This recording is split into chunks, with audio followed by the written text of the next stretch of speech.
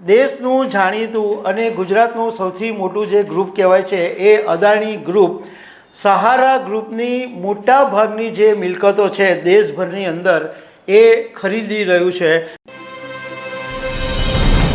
સહારા ગ્રુપમાં જે રોકાણકારોના પૈસા ફસાયેલા છે એમના માટે એક સારા સમાચાર છે કે એક એવા ન્યૂઝ સામે આવ્યા કે જેના ઉપરથી એવું લાગી રહ્યું છે કે જે રોકાણકારોના પૈસા ફસાયેલા છે એ ઝડપથી આવી શકે છે એવું એક ડેવલપમેન્ટ થયું છે। ન્યૂઝ એ છે કે દેશનું જાણીતું અને ગુજરાતનું સૌથી મોટું જે ગ્રુપ કહેવાય છે એ અદાણી ગ્રુપ સહારા ગ્રુપની મોટા ભાગની જે મિલકતો છે દેશભરની અંદર એ ખરીદી રહ્યું છે અને માત્ર સુપ્રીમ કોર્ટની મંજૂરીની રાહ જોવાઈ રહી છે। સુપ્રીમ કોર્ટ મંજૂરી આપશે એટલે અદાણી ગ્રુપના મિલકતના જે પૈસા આવશે એ રોકાણકારોને મળી શકે એમ છે। તો આના વિશે હું તમારી સાથે વાત કરીશ। મારું નામ રાજેશ શાહ છે અને તમે જોઈ રહ્યા છો ગુજરાતના સૌથી મોટા ડિજિટલ ન્યૂઝ પ્લેટફોર્મ ખબરછે.com।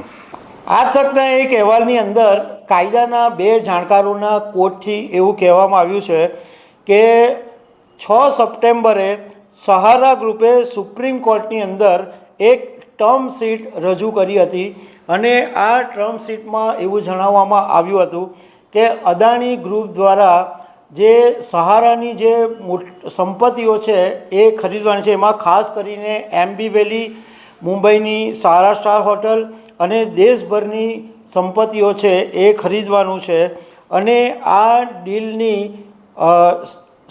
ડીલને હવે માત્ર સુપ્રીમ કોર્ટની મંજૂરીની રાહ જોવાઈ રહી છે।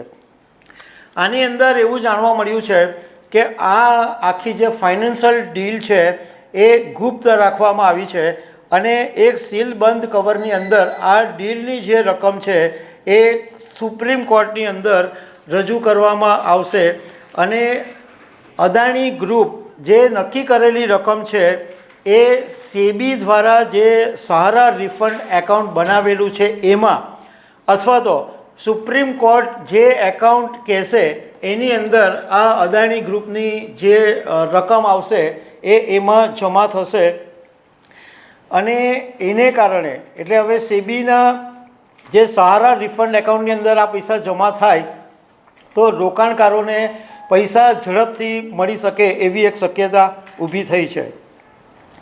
હવે એવું જાણવા મળ્યું છે કે સહારા ગ્રુપની જે મિલકતો છે એમાં લગભગ 88 જેટલી મિલકતો એક સિંગલ ડીલની અંદર ટ્રાન્સફર કરવામાં આવશે।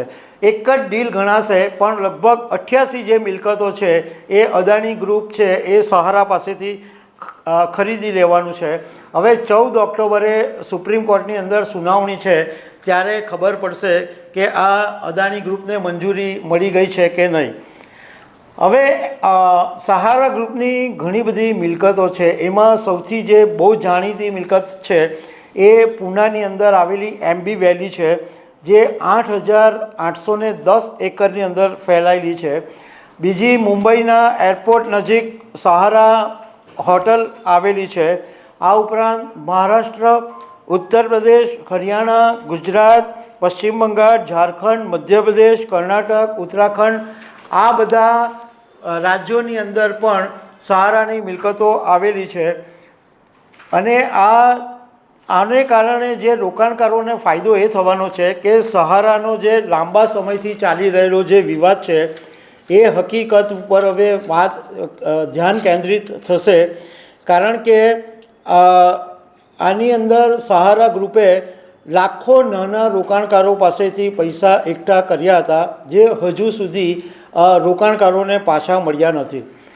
તમને સંક્ષિપ્તમાં થોડીક વાત કરી દઉં કે 2012ની અંદર સેબીએ એક ચુકાદો આપેલો કે સહારા ગ્રુપે કોઈપણ જાતની યોગ્ય મંજૂરી વગર વૈકલ્પિક ફૂલ્લી કન્વર્ટિબલ ડિબેન્ચરો વેચ્યા હતા।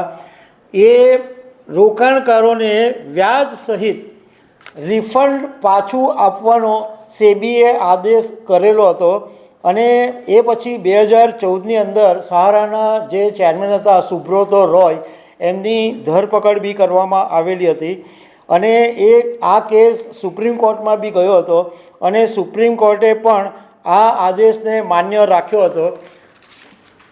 2014માં સુબ્રતો રાય જેલમાં ગયા એ પછી એમની અનેક સંપત્તિઓ છે એ જપ્ત કરી દેવામાં આવી છે અને દાવેદારોના પૈસા પરત કરવા માટે સેબીએ એક એકાઉન્ટ ખોલાવેલું છે, સહારા રિફંડ એકાઉન્ટ. એની અંદર આ સંપત્તિઓના પૈસા જમા થઈ રહ્યા છે અને હવે ગૌતમ અદાણી જે સંપત્તિ ખરીદશે એના પૈસા બી આ સહારા રિફંડ એકાઉન્ટ અથવા સુપ્રીમ કોર્ટ જે કહે એ એકાઉન્ટમાં જમા થવાના છે. 14 નવેમ્બર 2023ના દિવસે આ સુબ્રતો રોય કે જે એક જમાનાની અંદર બહુ જ જાણીતું મોટી હસ્તી કહેવાતી હતી અને એની કંપનીમાં અમિતાભ બચ્ચન જેવા મોટા મોટા બ્રાન્ડ એમ્બેસેડરો હતા, પરંતુ 14 નવેમ્બર 2023ના દિવસે એમનું નિધન થયું અને એમના સંતાનો સહારા ગ્રુપ સંભાળે છે. પરંતુ હવે આ અદાણીના એક ડેવલપમેન્ટને કારણે રોકાણકારોના પૈસા પાછા આવે એવી એક આશા ઊભી થઈ છે. તો દર્શક મિત્રો, આવી અનેક વાતો સાથે અમે તમને મળતા રહીશું. Thank you very much.